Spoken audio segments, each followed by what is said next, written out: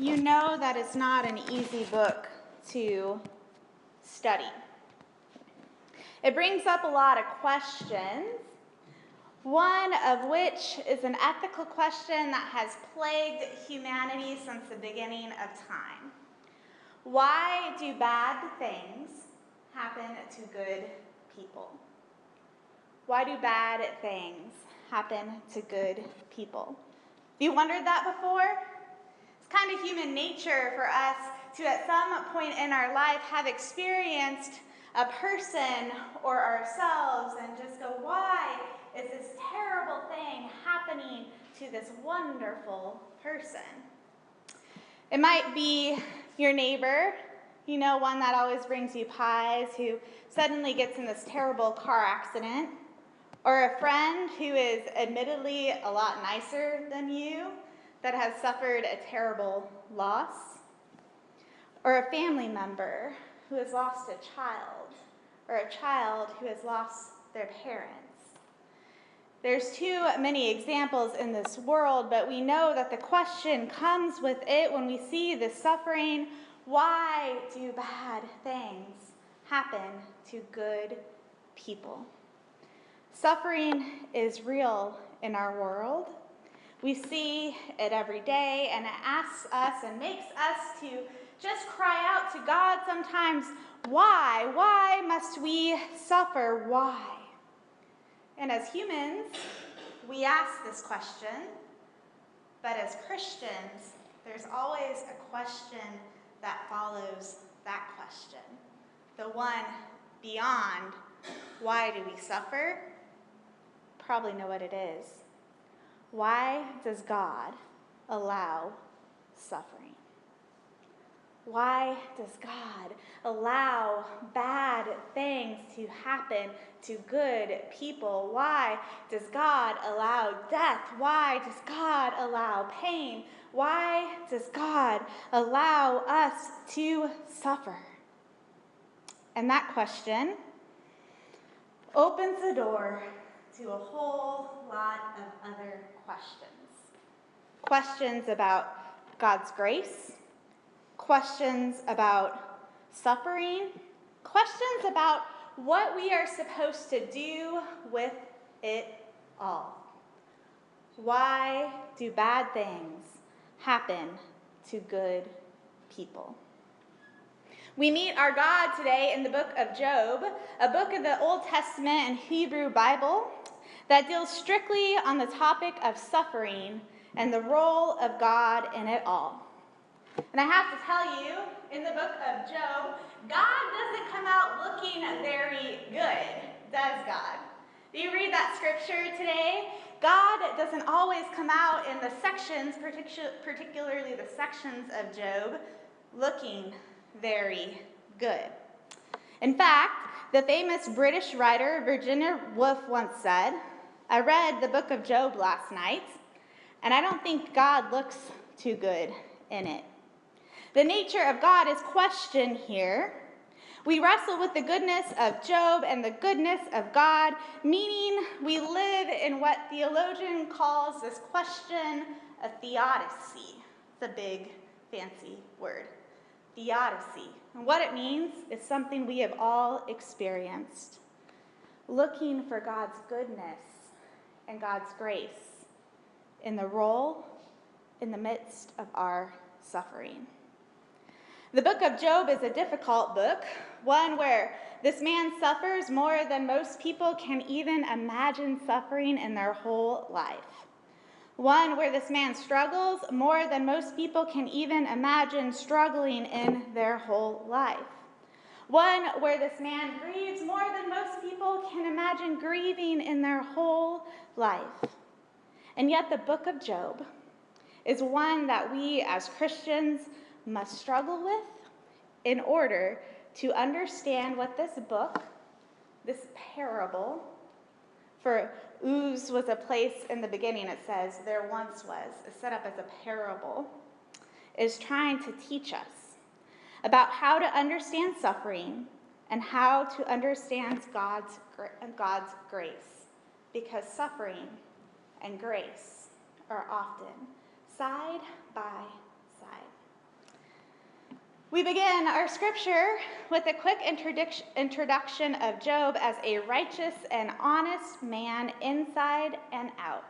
He was totally devoted to God who hated evil.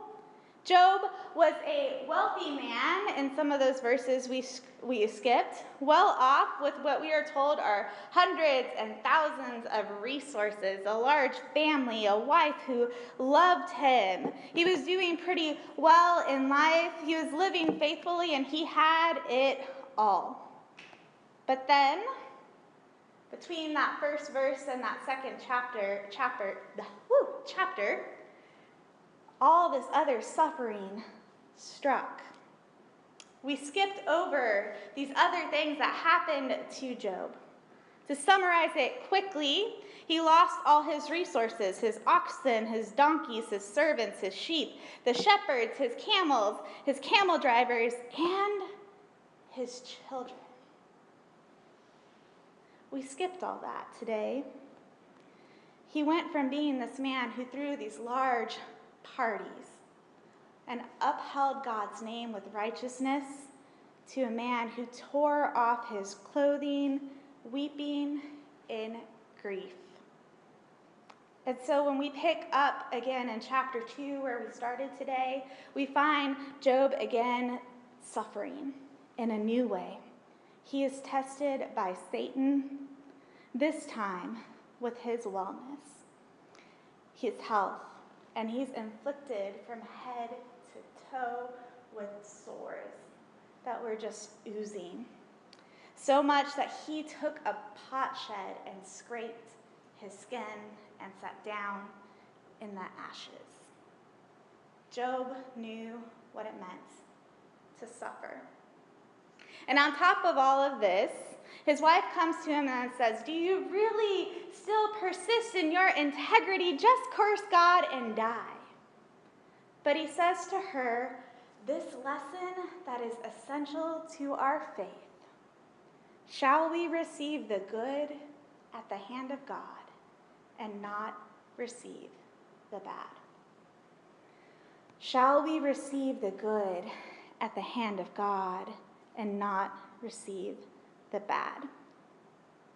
If any of us have spent any time living in this world, we know that life comes with this wondrous dichotomy, beauty and foulness, peace and violence, busyness and stillness, happy and sadness, joy and suffering. And the book of Job, this parable, teaches us a teaching that is found in every major religion, that to be human in this life means you will have great joy and also great sorrow, great grace and great trial. And part of our faith life as Christians requires us to do something that is not natural, to simply sit in the mystery of it all, to simply sit in the space in between, to sit in it, sit in the grace, to sit in the grief, to sit in the mystery, to simply sit and be, trusting that God is there holding us together no matter what. But unfortunately, too many people, instead of trusting God, try to fix God. God doesn't come out looking good in our scripture today, right? And so preacher after preacher, theologian after theologian, person after person has tried to fix God's actions for God. You might have heard this sermon before. There are people throughout the ages that have tried to answer the questions, to give face to the mystery and fix the situation. And it goes often like this. Raise your hand if you've ever heard any of these phrases that I would call junk theology. Phrases that try to answer the question of why do bad things happen to good people? Phrases like, God won't give you more than you can handle. God won't give you more than you can handle. Everything happens for a reason. I've said some of these, so don't be ashamed if you have to. We learn as we go. Phrases like, heaven needed another angel. How that just hurts your heart. Heaven needed another angel. Or, sometimes this is helpful, a lot of times it's not. I know just how you feel. I know just how you feel. Without you even explaining how you feel. I know just how you feel. Or, it just wasn't meant to be. It just wasn't meant to be. Or, oh, this one's bad. I guess you just did something to make God mad at you. I guess you just did something to make God mad at you. I've heard that before. I've heard preachers before go on and on with phrases like this. I've heard stories from people before in churches telling me that another preacher came and told them when they got their cancer diagnosis that they must have done something to deserve it. These are messages that are out there. Messages that try to explain away suffering in this world like God is punishing us for things we do or things we don't do. These are not messages of grace. God's grace is this infinite mystery that is uncomfortable sometimes, but requires us to sit in it even when we're suffering. We can't explain away our suffering. God doesn't try to explain it to us. God just says, I will be with you in it. God is there with us. There are too many phrases that hurt and harm out of goodness of people's hearts, mostly trying to fix and explain away God. But our scripture today and Job's story teach us something important. We do not and will not always have the answers to why we do not and will not have the answers to why we suffer. All we know is that simply by being in the process of living this life as humans, we will encounter things that will break our hearts. We will encounter things that will break our hearts and cause us to grieve. Grieve in a way that there is nothing else anyone can do for us but just sit with us in pain, in agony, and in trust that God's grace will hold it all together. Trust, just like Job's friends teach us.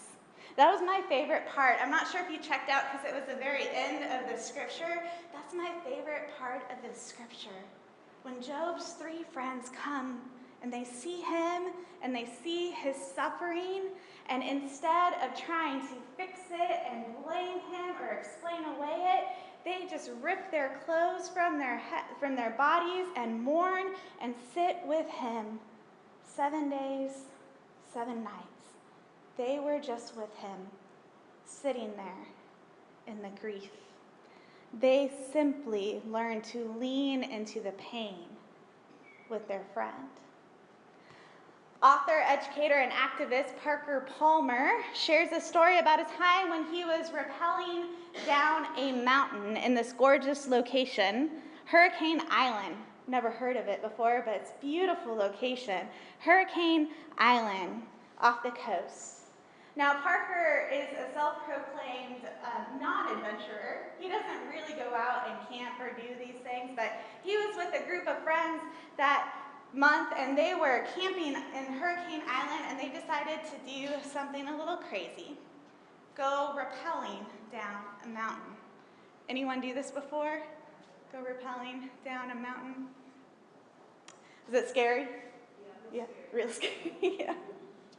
So Parker gets his gear on. He starts kind of going down the mountain, and about halfway through it, he froze.